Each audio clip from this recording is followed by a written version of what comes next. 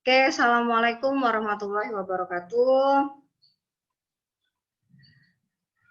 Selamat Waalaikumsalam pagi. warahmatullahi Waalaikumsalam wabarakatuh. warahmatullahi wabarakatuh. Wabarakatuh.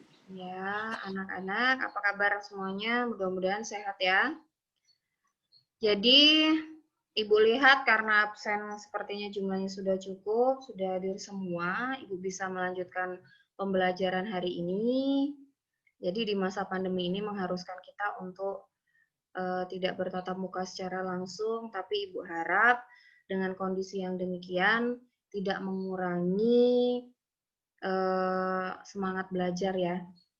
Ibu akan menjelaskan materi tentang masa pendudukan Jepang di Indonesia. Jadi ada beberapa tujuan yang akan kita capai setelah pembelajaran ini. Ibu harap nantinya anak-anak akan mampu menjelaskan apa saja sih latar belakang Jepang menduduki Indonesia. Kemudian yang kedua, Ibu juga berharap setelah mempelajari materi ini, anak-anak nantinya akan dapat menganalisis dampak dari pengaruh kebijakan Jepang di Indonesia. Nanti ada beberapa, ada kebijakan ekonomi, ada kebijakan politik, kemudian militer dan sosial. Nah, ini adalah indikatornya. Oke, pendudukan Jepang di Indonesia ini diawali dengan mendarat di daerah Tarakan. Daerah Tarakan ini tanggal 10 Januari 1942. Kemudian setelah Tarakan ke Minahasa, Sulawesi, Balikpapan, dan Ambon. Lalu masih di tahun yang sama, Februari 1942, pasukan Jepang menduduki Pontianak, Makassar, Banjarmasin, Palembang, dan Bali. Nah, ini adalah peta serangan Jepang. Jadi ada beberapa tanda panah di sini menunjukkan, kemudian di masing-masing tanda panah juga ada tanggal.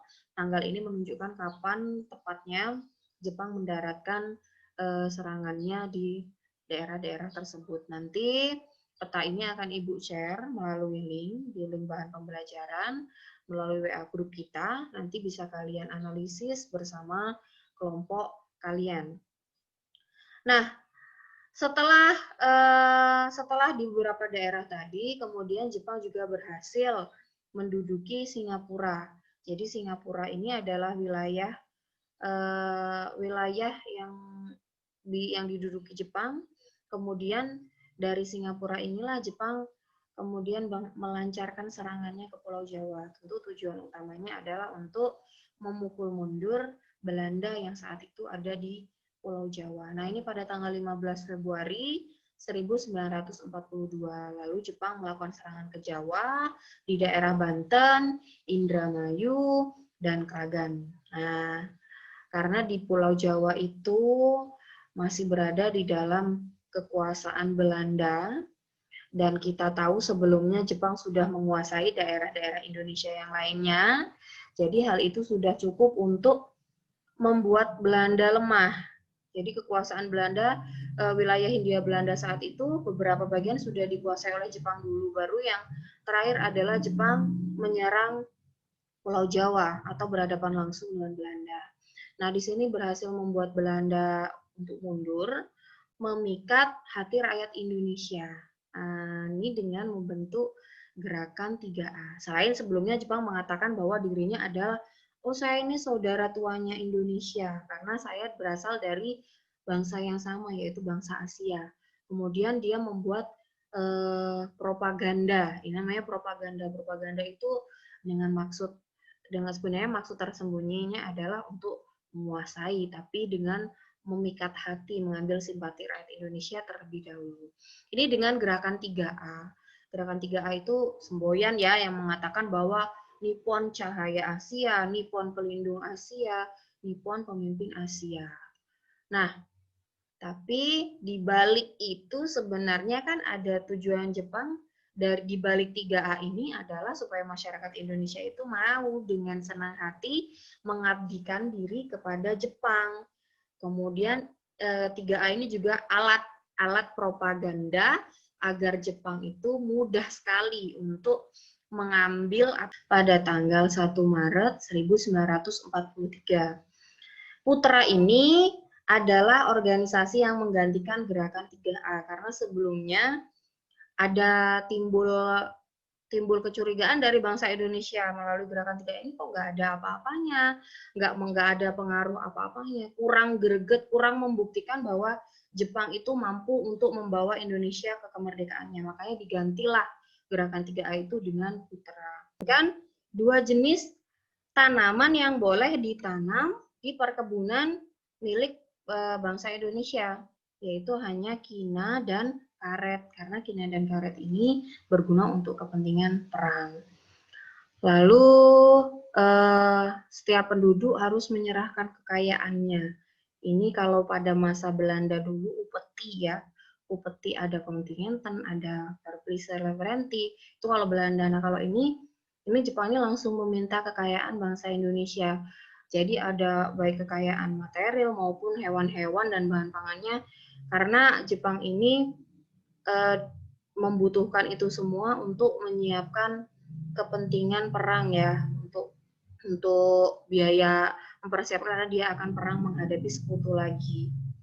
Lalu pembentukan Jawa Hokokai. Jawa Hokokai ini kebaktian rakyat Jawa dan Nogyo Kumiai. Ini adalah koperasi pertanian. Melalui koperasi pertanian inilah sebenarnya Jepang mengambil kekayaan bangsa Indonesia secara nggak langsung.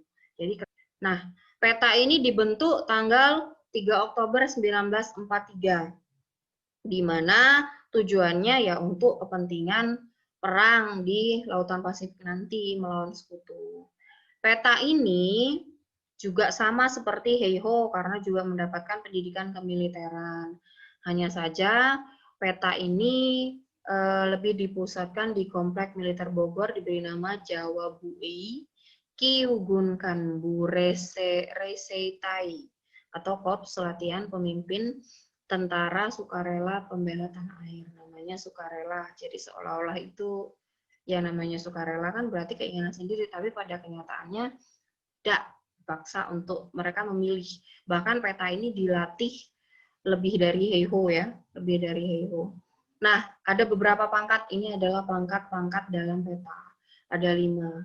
Ada Dai Dancho, Chu Dancho, Shu Dancho, Bu Dancho, dan Gyuhe. Ini adalah pangkatnya.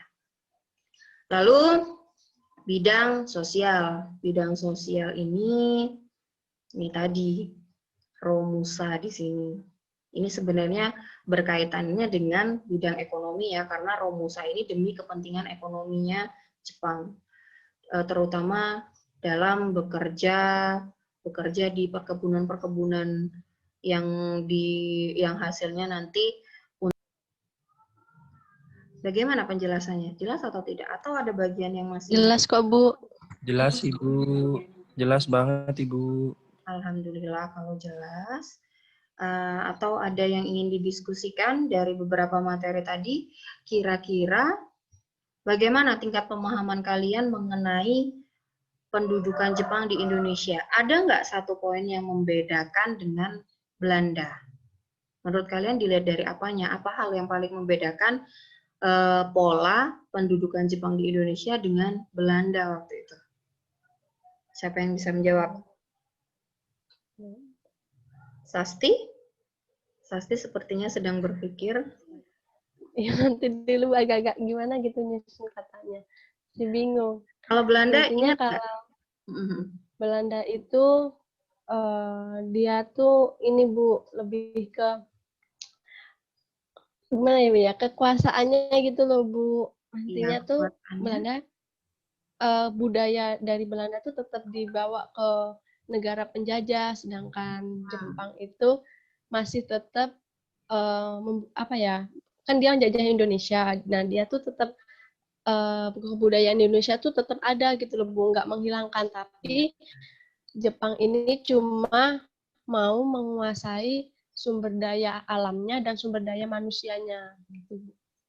Iya, iya benar. Jadi Jepang lebih ke manusianya sebenarnya ya, karena sumber dayanya iya sih sama, karena tujuan utamanya adalah Jepang itu mencari sumber minyak bumi waktu itu hingga ketemu Tarakan, kemudian di Palembang untuk kepentingan industrinya di negara Jepang. Di WA Group, melalui WA Group, di situ nanti ada beberapa tugas yang harus kalian kerjakan, tugas mandiri dan tugas kelompok. Jadi nanti tugas kelompok itu kalian selesaikan dengan kelompok kalian sendiri, lalu nanti hasilnya bisa di-share ke WA Group kelas. Nah, kemudian hasilnya itu berupa kesimpulan.